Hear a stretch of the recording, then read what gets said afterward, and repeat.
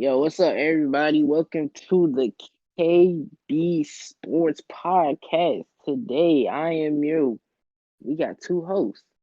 It's Yeah, me. there are no guests. It's just two hosts, I guess. Yep, it's me, Gavbot. I'm your It's first me, host. Kale. hmm Makes me the And second one, I guess. and this is our first podcast, first episode. And Well, it's not our I want first podcast, but it's the first podcast of this specific podcast. you're right. Uh, well, basically, this podcast we're showing you no remorse. We're talking about sports, any sport that we know of. Unfiltered, unrelenting. We're just putting our full opinions out there. Yep. We're about to go crazy, basically. So, what you want to start off with? No, I think that we should start off with, let me think for a second. You want to start on, recently, the internet's been going, sports internet has been going crazy because Stephen A recently made comments on Russell Westbrook's stats and the way that he plays. I Oh, believe it said geez, something along the lines of his stats don't mean anything to him and that Russell Westbrook isn't a champion. What are your thoughts on that? my goodness, bro! Don't let me. All right, people that listen to this. My favorite team is the Washington Wizards, only because of Russell Westbrook. Last year, I was a Houston Rockets fan. The year before that, I was an OKC fan. He's So, basically trying to say that he's low key a bandwagon. nah, ain't no bandwagon over here, bro. Hmm. Anyways, so when I heard these comments from Stephen A. like 2 days ago, I was thinking, hold on, Stephen A. What are we talking about here? You talking about stats. Why are we talking about stats? When you see the people around Westbrook this year, okay, I understand Westbrook had help last year with James Harden. James Harden led the league in points. You feel me? Hmm. The year before, he had Paul George. Paul George led the league in steals, I think. Paul George was an MVP candidate. They didn't get the job done. First round elimination by the Trailblazers, right? Yeah, Mr. Dan Dollar decided to hit me with a step back, bro. My feelings was hurt, bro. He said 1, 2, 3 step back. Oh my goodness. I can't even go to school the next day. I already knew the backlash I was gonna get. Anyways, Mr. Stephen A. Smith, you talking about stats, but then you're the same person that praises Allen Iverson. For what? Allen Iverson doesn't have a ring. You He's got a also be point. praising Chris Paul. For what? Chris Paul doesn't have a ring. So what you're telling me, Stephen A, is Westbrook can get all these stats. Are you trying to say that Westbrook is the type of player that's supposed to win a championship? You trying to say that Westbrook is better than AI and Chris Paul, Mr. Stephen A? Because that's what it sounds like. Well, And to give for a little, go ahead, go ahead. for all the people that say, "Hey, you can't compare AI to Westbrook. AI better than Westbrook," then why did he not win a ring? You talking about 01, 2001? Wasn't born yet, but I be watching the stuff. 2001, AI carried a team to the finals. Well, that's false. That team had the best defense in the league. The best defense. Defensive player of the year, Dikembe Mutombo. Yes, he won defensive player of the year that year. Coach of the year. You also had six man of the year, and AI was MVP. So you can't say he was carried. I mean, yeah, those are our thoughts. He's saying it with his chest too. Now, to give a little bit more context, this whole situation kind of blew up. Like, what was it, yesterday? Or was it the day before? I believe it was yesterday, right? Yeah. And it started off with Russell Westbrook's wife, Nina Westbrook, calling out Stephen A on Instagram. She went off on him on her Instagram story, talking about, and I quote, "I don't know how many more times I have to be minding my own business, randomly being subjected to you slandering my husband, who also happens to be minding his own business, being happy and living his best life. Leave us alone already. We don't want to play anymore, although we never asked to play. Exit ride, hard pass. However you want to receive it, there you go." You got homie, bro. He got Stephen A, bro. I got no, bro. Stephen A, I cannot support you on this, bro. I cannot support you because what you're saying is, I'm hearing it, but it just doesn't make any sense. You feel me? And I feel like the main backlash is just, I think a lot of people are getting upset at Stephen A for this because, Russell Westbrook has literally done nothing to like warrant like getting called out randomly like that. But I think people are like really upset because Stephen A he's just pretty much just slandering on Russell Westbrook for practically no reason. I'm just saying, Stephen A, you better keep that same energy when it comes to Chris Paul because he's basically saying Russ is better than Chris Paul. That's what he's basically telling me. Russ is better than Chris Paul. And they're doing the same stuff for James Harden. But I don't hear this stuff when it comes to Mr. Damian Lillard. Mm. I don't hear this stuff. I only hear it for two players, James Harden and Russell Westbrook. For what? I don't know. And it's like Russell Westbrook has been like getting a bunch of admittedly not fair hate over like his entire career. Because ever since he's been started averaging a triple double, like a few years back in his first MVP season, like he's been getting called a stat patter. He steals rebounds from Steven Adams. That man goes for assists and dump time and stuff like that. But it's like at the end of the day, people have to realize that averaging a triple double on the season has only been done by two different players, and one of them was Oscar Robertson, who played like decades ago. So it's like it's hard to either stat padding or not. It's hard. It's genuinely like really impressive to even come close to averaging a triple double on the season. And Russ, even he had a slow start to the season. He was struggling. But Russell Westbrook is back up to his usual self, and he's back. I believe he's averaging what 25, 10, and 10. For this season or since the All Star break? I think in total this season, because I know he's definitely averaging a triple double for the season. Uh, I think he's what you call it?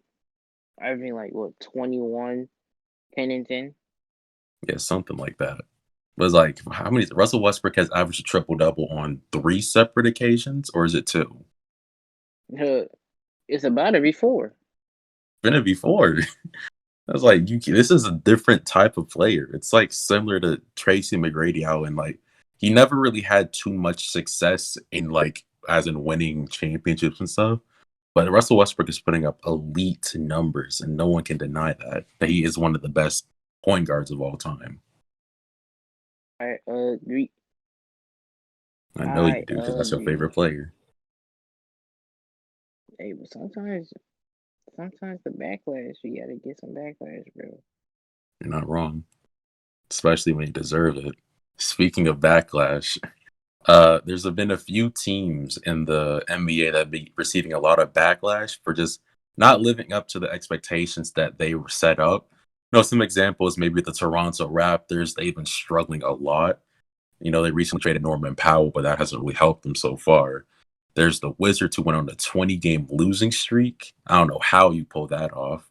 There's what, and I think people were upset at the Mavericks earlier in the season, but they've started to pick it up a little bit more. But I think one of the main teams getting a lot of scrutiny, like for underperforming, like all hell is the Wizards. And I know that you're a Wizards fan, so like, what are your thoughts? What do you think of the whole situation going on in DC? Don't get me all there, bro. Oh Hey, it's my a podcast. goodness. It's your job to get on Oh my goodness, bro. it. I hate I hate watching the Washington Wizards. Oh my goodness. So many emotions happen, bro.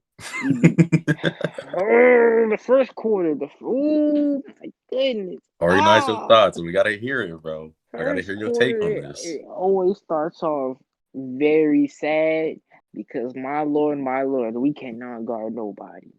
It is sad. Second quarter, we make that little comeback, but it's still down. But then the third quarter reaches. I'm like, wait a minute, why are we coming back now? Why can't we play like this every time? Fourth quarter, we make the comeback and just end up losing. That's how it's been for every single game. Mr. Scott Brooks, you are ass, nigga. You have one Oh, job. How are you a coach and you don't know how to coach? How I could coach better than you. Bro, Oh, you have no sets. You have no offense. The offense is ISO, ISO, ISO with Bradley Beal and Westbrook. I remember the New Year's Knicks game. You clearly told Bradley Beal, just ISO. Bradley Beal is getting double teamed. Don't you think it's a good idea to pass instead of shooting shots over two people? I don't think so. So, Mr. Scott Brooks, what do you tell Bradley? What do you tell your team? You would tell them to spread out, right? No. Why is everyone on the right corner when everyone should be spread out? It should be one person up top. When Bradley Beal is in the right corner, someone in the paint ready for an oop, or someone in the corner. But no, everyone is standing on the left side of the court. Oh my goodness. Y'all Washington Wizards fans talking about play Denny more, play Denny more. Bro, that dude is trash. He can't guard no one. He can't even guard my dog. And my dog don't oh, even move. Denny, work on your footwork, homie. You are getting dropped off, especially yesterday. They was forcing switches on you. They want you to guard him. Mr. Robin Lopez. Bro, you cannot guard a pick and roll to save your life, bro. They are spamming it and you don't know how to figure it out. And I don't blame you. I blame the coach, Scott Brooks. Why is he still a coach? Because I heard the GM and Scott Brooks have the same manager, and you already know how that be. Mr. Scott Brooks, you have to go.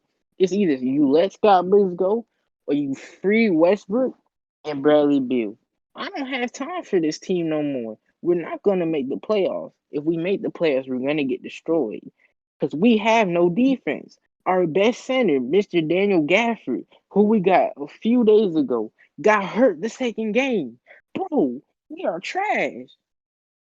and Oh yeah, my I'm really surprised they haven't even considered firing Scott Brooks yet.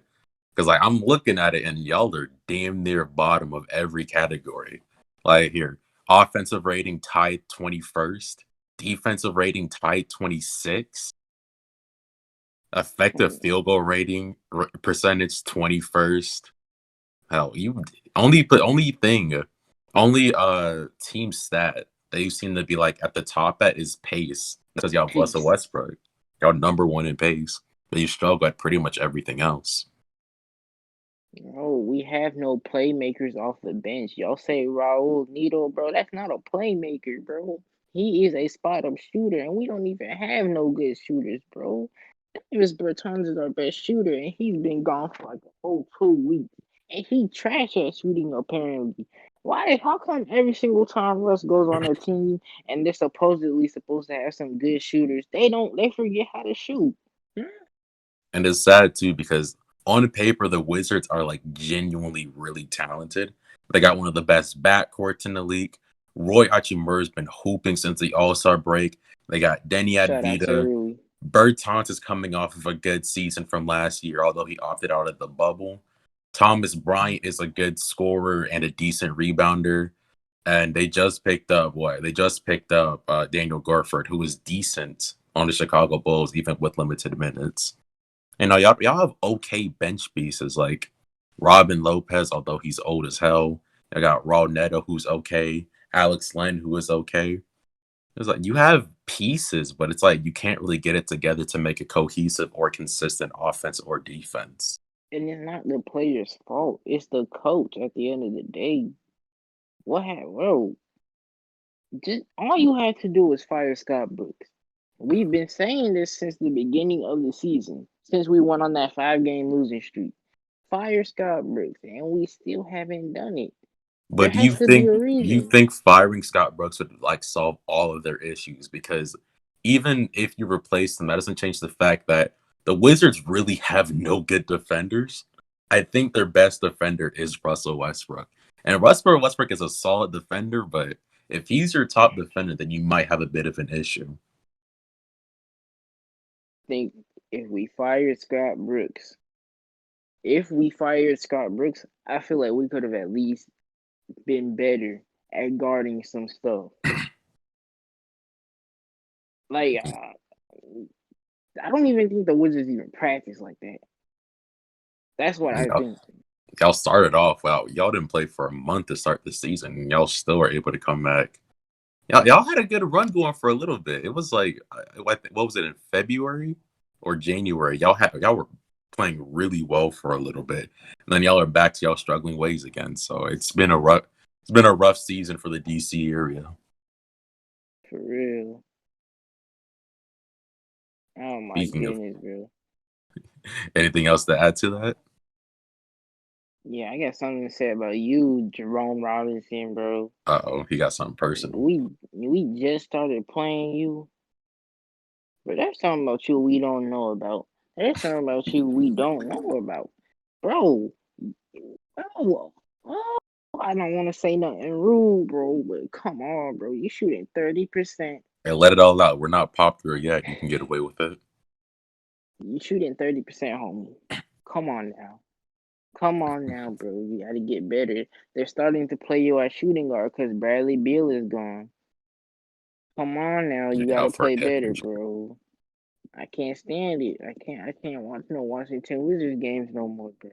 Because it always ah God It bless is you, hard to bro. watch some Wizards games because they're either going to make like a huge comeback in the fourth quarter, or they'll get like a good lead in the third quarter and then just completely fall apart in the fourth. I can't stand that, coach.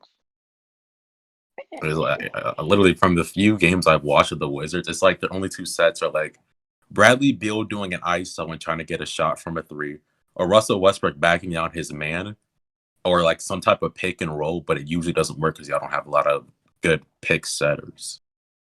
For real. That Robin Lopez so slow too. Oh my goodness. Yeah, y'all struggle because it's like y'all are like living and dying off of Roy Hachimura, Russell Westbrook, and Bradley Beal. And Roy Hachimura, although he's been really good, at least this half of the season, like to start off with, he was kind of iffy because like he'd have like a solid game one time and then followed up with like two sketchy games, and then he'd have a really good game and then just fall off for a little bit again. Because he's still young, he's only his second season. He's gonna be like that, but y'all might have something special with him at power forward. He's the next Kawhi. That's what I think. Uh oh. That's what I think of him. He's the next Kawhi. Now But you were go ahead. no. What are you gonna say? I was gonna segue into something else because you were talking about firing coaches. How much you want to fire Scott Brooks? That reminds me of my team. I'm an Atlanta Hawks team on. I'm oh shit. I'm an Atlanta Hawks fan, unfortunately, and we've gone through a few years of struggle since trading away all our All Stars from when LeBron dusted us in the Eastern Conference Finals. But recently we fired our former coach Lloyd Pierce, and it was because it was like the entire fan base wanted him gone because the Hawks were just bad. Like it was really tragic. And from watching our games, it's like our only few plays were pick and roll with John Collins, pick and roll with Clint Capella, or Trey Young pulling it from half court. And like obviously, when we eventually did fire Scott, or when we eventually did fire Lloyd Pierce, it's like the entire league got pissed off at the Atlanta Hawks front office. I remember Greg Popovich said it was a bad move, and like it just didn't work out. And I was starting to second guess it too. I was like, maybe we shouldn't have given them more time. And then Nate McMillan stepped up, and we went on a quick 10-game winning streak. And it was looking really good for Atlanta for a little bit. But I knew more than anyone that we weren't going to keep up with that same pace. And I Mm-hmm. heard some things. I seen some posts and some YouTube posts talking about how maybe the Atlanta Hawks are legit, or maybe the Atlanta Hawks are contenders. But I didn't believe any of that because I know this team like just as good as anyone. And it's like the team isn't bad, but we have a lot of young players who can be inconsistent, and our team defense is god awful. It's like, we've slowed down since then. We're like, I think we've lost 4 of our last 5. We've been struggling, but I kind of like where the team is going for the most part because it's like we just picked up Lou Williams and he's a good piece off the bench to replace Rajon Rondo. Hold But I on. You think our said the young name core as a wrong. whole just has really good chemistry, and that could be huge for us in the future. Get it right. It's not Lil Will no more, bro. He in That's, the ATL, bro. that's Lemon lemon pepper pepper Lou. Lou. Lemon pepper little bro. Magic City, bro. All I'm saying is he know what he was doing, bro. He said forget the title. He almost retired too. It got scary. But Atlanta is weird because we have like one of the best offenses while having one of the worst defenses at the same time. Like we're tied in ninth in offensive rating, but we're 24th in defense. And I think that mostly has something to do with like a lot of our players have been hurt this season. Like, let's see. Let me think. We picked up Kevin Dunn from the Chicago. He's been hurt the whole season. We haven't gotten to see him yet. DeAndre Hunter and Cam Reddish have just recently gotten hurt. They'll be back soon, but it might not be in time to save the season. There's been, of course, trade rumors and whole contract situations with John Collins. I don't know what the hell's going on there. Gallinari's been hurt a lot. Trae Young's gotten hurt a few times. We've had to sit out Capella for what was it, some type of hand injury a few times. But Atlanta's been hurt so much this season, and still, one thing that's concerning me is that we picked up Okonkwo with the number 4 pick this season, and he was hurt to start off the season, but he was able to play a little bit more. But what concerned me a lot was that even with the amount of injuries we had, we rarely give Okonkwo minutes or any time to like actually develop. And I don't know what Atlanta's trying to do there, but I'll try to trust them through it. But what are your thoughts on Atlanta? Listen, what I like about Atlanta is they have a future, man. They have Like, at least four solid. Nah, they have about five solid young.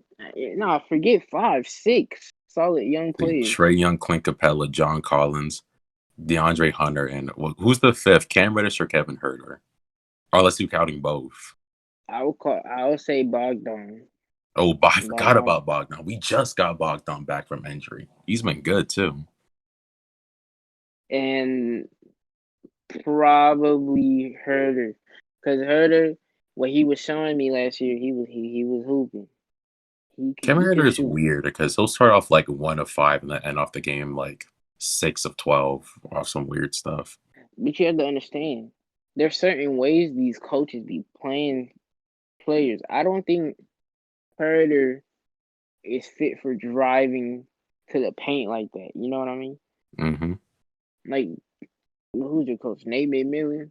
Yep. What he should do is he should have like some type of set where Herder has to keep on running, and they set screens so he can get open for three.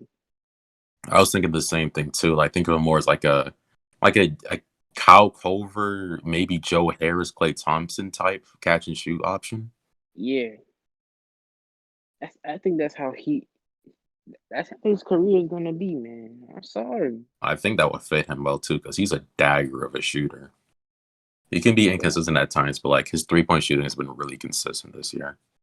yeah, the Hawks ain't bad. Let me see what the Hawks got going on. We're currently 6th seed with a 23-24 record because the East is terrible.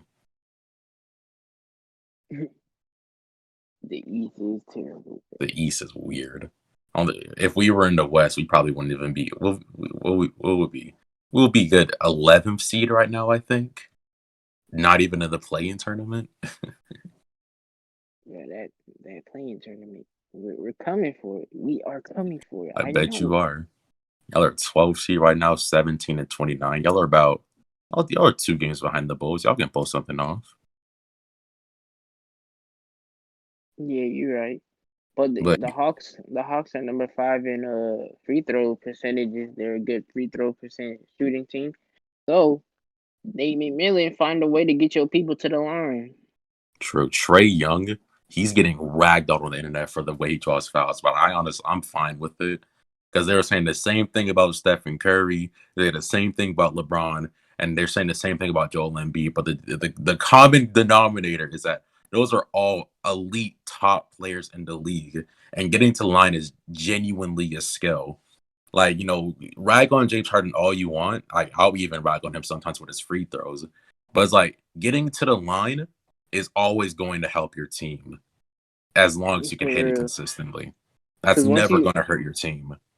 Cause once they start fouling like consistently, Then it's time to start throwing them oops, man. Yeah, because that's not only is it free points in offense, but then the defense begins playing more conservative because of foul trouble.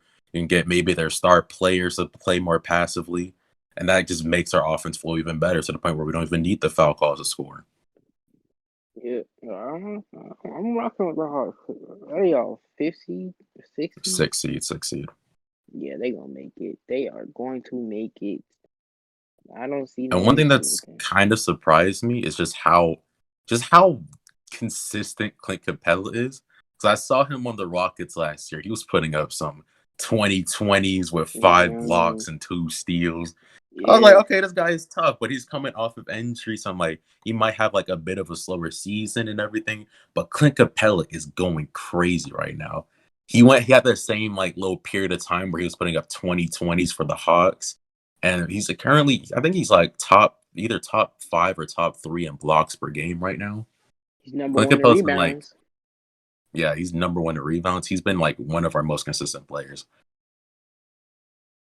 Now the Hawks are like they're number 3 in offensive rebounds and number 8 in rebounding. So rebounding is definitely one of our strengths, and that's mainly because of Clint Capella and John Collins just But you dominating the know, board one bad thing sometimes. about Capella is him in the playoffs do not work.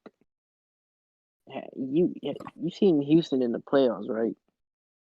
I all I remember is just the what was 0 of 27 for 3. They make sure he's not in the game. Like teams make sure Capella is not in that game. That's I don't understand why these centers never develop a mid range shot or something. Yeah, it is an issue because I notice a lot of times, or whenever we're in close game situations, we always sub out Capella and let Gallinari run center because it's like Capella just doesn't work in those like close late game situations.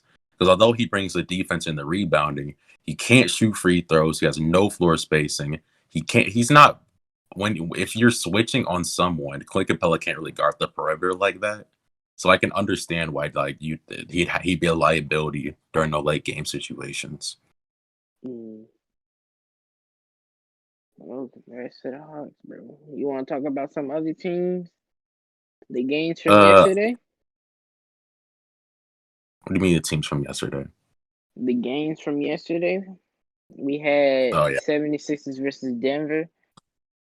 No, Denver I won really that want to one. talk about the Clippers versus the Magic because I got a bone to pick with the Clippers. So earlier this season, Kawhi Leonard pointed out just how inconsistent the Clippers are. And they're damn near known for blowing leads now, especially that 3-1 lead they had against the Nuggets last year that they absolutely just blew. And it's like it's so true because they were last night the Clippers were up what? I want to say 18, 16. 16 points. They were up dominating them. And this is a matchup team without Nikola Vucevic too. I think the best player on the court is what? I want to say Terrence Ross, and he shot horrible last night. But for whatever Three of reason, it's 12. just the Clippers just cannot hold a lead. It's bad. I know they're missing Paul George and Ibaka right now, but they're up for way too much to be able to blow that lead against a team without any star power. But you want to know why? What? Like I've been saying this, the Clippers go too slow. True. They're Like like one of the last in pace. they are like They're I've been saying 26th in this. pace. I've been saying this for too long. Pray for my guy Westbrook, bro. But no, no, no, You were saying Westbrook to no. everywhere for a while. You started off with Westbrook to the Lakers, then to the Clippers, then to the Nets. Then you said Russ to the Hawks a couple of times when I almost unfriended you.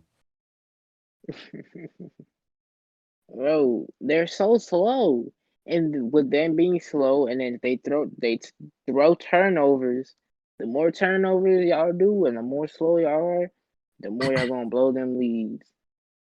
Yeah, Nicholas Batum had 4 turnovers last game. I don't know how the hell that happened. He struggled last night. They go too slow, and they have people that like they got people on their team that cannot do consistently. Like Nicholas Batum, let's just say him.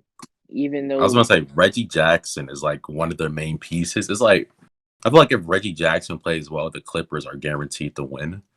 But it's like Reggie Jackson is such a wild card sometimes. You can't tell if you're gonna get 20 point per game score Reggie Jackson from the Pistons, or if you're gonna get Oklahoma City Reggie Jackson that can barely get the ball in the basket sometimes. And look at that. Reggie Jackson shot 6 of 18 last night and had one of the worst. He had the worst plus and minus on the team. So he's probably one of the main reasons why they blew that lead. Don't get me wrong. Don't get me wrong. Nicholas Batum, he can shoot. He can shoot. I know he can shoot. But if he He's just a dagger. he's a catch and shoot type of player.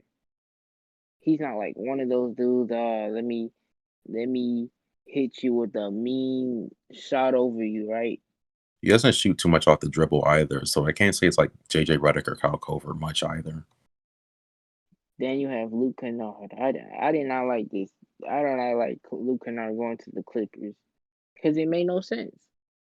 It made no I thought they sense. can make it work though, but he's shooting a good ass 48% from the three this season, but he just isn't scoring enough to make too much of an impact on the game sometimes. Scoring enough to Mm. He was good in Detroit, but anyone could put up good stats in bad places. are you calling out Jeremy Grant right now? Yes, I'm calling Uh out oh, Jeremy Grant. Anyone could put up good stats in bad teams. he's calling Jeremy Grant stats empty, ladies and gentlemen. Got about with the hot takes. Bro. And who else? They missed Marvin. Like they got some dude named Amir Coffee.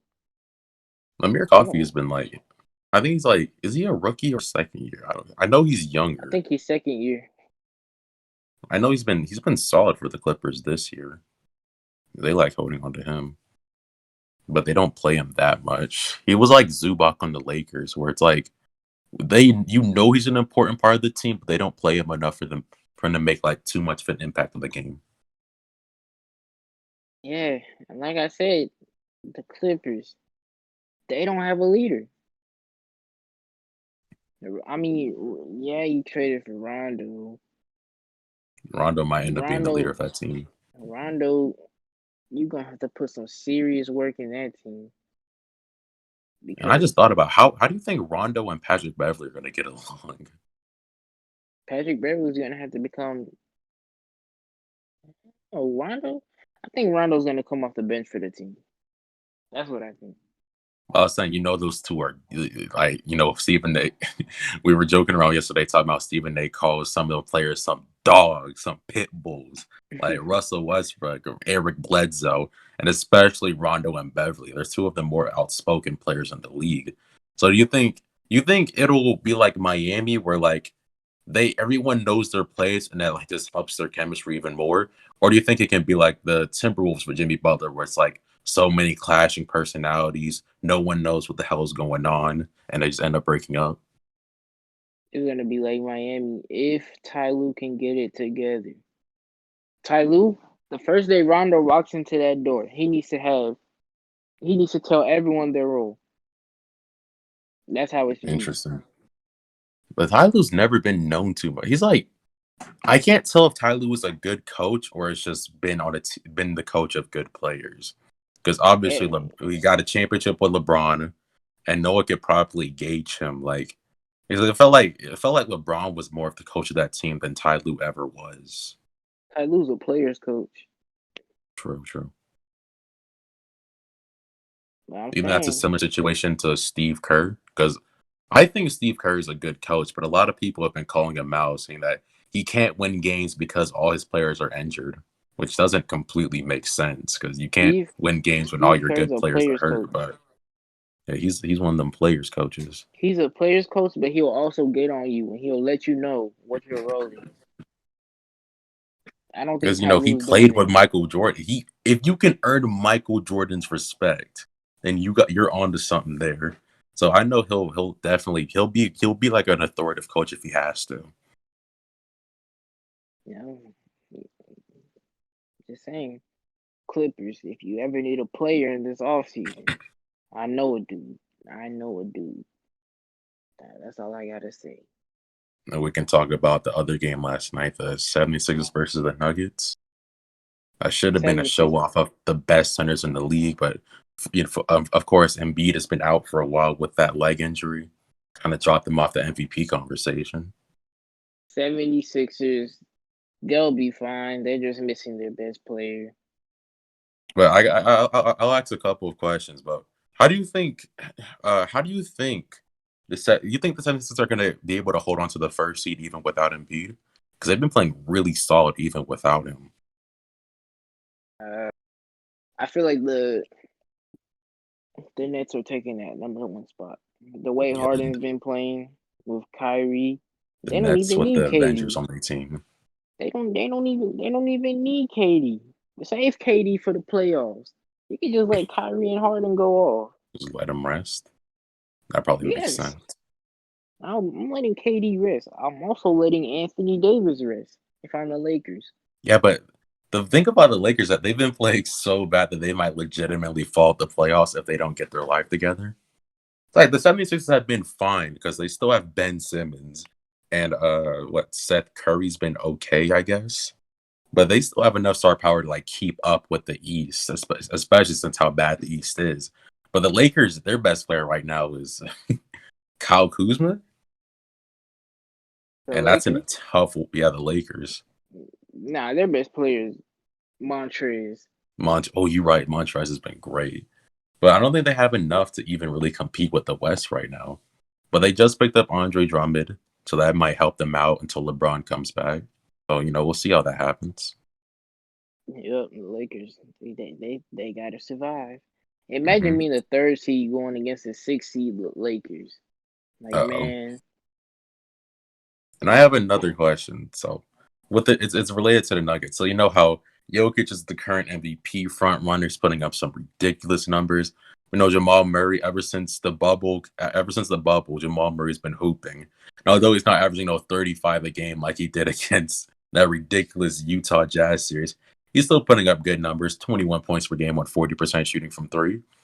yep. And what's it called? And they just picked up Aaron Gordon. They have a lot of good pieces, and now they can legitimately make a shot at the title. But what are your thoughts on Michael Porter Jr.? Because I think he's kind of flown under the radar a little bit. They got a good 1, 2, 3 punch. Three Because Musketeers. Michael Porter's averaging 16 points on 50, 40, 70 shooting. And if you're already shooting 50, 40 as a scorer for his player in your second full season of the NBA, you got some serious offensive talent. They might have onto something. But the problem with Michael Porter's that the man cannot play defense worth a damn. And leave Michael Porter alone, but he told me don't make And the fun thing of is, he him. has like a perfect body type. He's got a long wingspan. He's He got a KD 6'10", can build. move. Yeah, he's like a Yeah, KD build, but he just isn't good at defense. How do you think the Nuggets will be able to adjust to Michael Porter getting better progressively? yeah. Keep on working him out. Have him go against certain players in the off season. Make sure he Got to get him focuses better at on the defense footwork. eventually, right? Make him get stronger. Make him get stronger. That's all I gotta say. And better yet, do you think Michael Porter would eventually become the number one option on the Nuggets? No, Like the number one scoring option. Obviously, Jokic is going to get the most touches. no. Interesting. He Why do you think he that? he. If they keep Jamal Murray, I can see Jamal Murray There's no way being they're that letting number Jamal one. Murray go. I mean, it's hooping. Bro, anything can happen. Anything You're can right. happen in the NBA. We did see James Harden go to the already stacked Nets team, and then Blake Griffin apparently back in his prime out here catching lobs and shit. Anybody can get traded unless your name is not LeBron. Hell, you never know. That front office be sketchy sometimes. Trade LeBron for like 2 first-round picks and Will Barton. Bruh, I'm suing the NBA if that happens. I should LeBron, sue the NBA anyway for letting that Nets team get together. That is ridiculous. That's worse than the Warriors team, low key. imagine LeBron on the goddamn Nuggets. Him and Jokic would that wouldn't be fair. Him and Jokic would get along too well. Or anything to Yeah. talk about? Anything else to refer to about, the Wizards, the Hawks, Stephen A, 76ers, Nuggets, Clippers? Mm, no, not really, bro. Not really. I do have one more thing to say about the Orlando because I don't know what they're trying to do. They're Like they tanking. traded Vucevic, so I think they're trying to tank, but they're not playing any of their young players. They're not playing Mo Bamba. They're not playing Wendell Carter. They're not playing RJ Hampton. I don't know what they're trying to do. Well, when you tank, give everyone the same minutes. You'll see how it happens. Yeah, but they're barely getting anyone minutes, any of their young players minutes. They're giving James Ennis 27 a game, while Mo Bamba only gets 17. And But once you put, their best center is Kem Birch.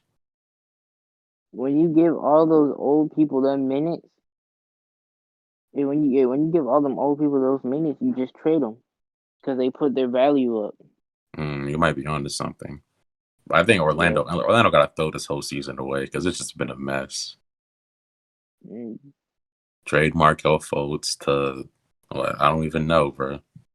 What team would Markel Fultz even fit on? Hey, Markel Fultz to the L.A. Lakers Of course, you say the Lakers. for Dennis Schroeder. Since Dennis Schroeder want his money, I'm trading him. Dennis Schroeder, they gave him that $85 million contract and he declined it. I was surprised by that. Yep, that boy tripping. Anyway, you want to wrap it up now? Yeah, let's wrap it up, man. Well, All right. thank Thank you, everyone, for however many people might see this podcast. Thank you all for watching. If you got any if you got any opinions on anything we said, just let us know. Instagram is KaleBot on Instagram. You should be able to find us. Let us know if have any opinions, anything, you just feel some type of way about what we said, like how Jeremy Grant got called out randomly by GalBot. Jeremy Grant, bro. I'm calling you But our out. Instagram is _KaleBot_. So if you got anything to say, just let us know. Uh, y'all rocking with us? Put a Yo, yes or a no. Also, follow your boy, GB. Bob is positive. he's shouting his own personal Instagram and stuff too. Also, follow my guy, Mikhail. My underscore Kale dot 7. You already know. You Don't gonna give me a forget. shout out for me. Yep. You already know how it be. You already know. KBSports podcast on Spotify, Apple Music. We'll post this on YouTube on the Kale Pod channel. What, SoundCloud too. We gotta keep our options open. Uh-oh. SoundCloud. Put it on Apple Music. And put that shit on what, Pandora? I don't even know if they have podcasts. Bro, But anyway, thank y'all for listening, and we'll see y'all later. peace out. All right. Now, all right, Craig, you can leave now. Appreciate it. How do you leave?